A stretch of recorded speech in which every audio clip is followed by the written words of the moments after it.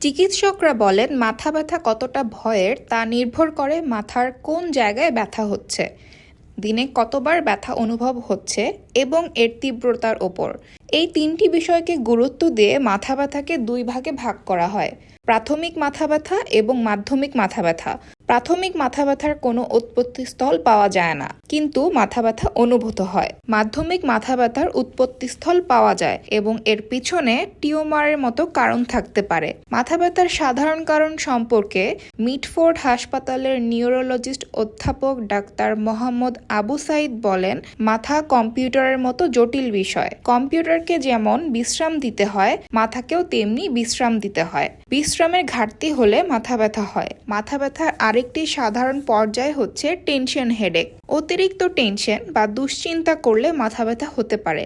এছাড়া মাইগ্রেনের কারণেও মাথা ব্যথা হতে পারে। যারা সচরাচর বাইরে যায় তাদের মাইগ্রেনের ব্যথায় আক্রান্ত হওয়ার প্রবণতা থাকে।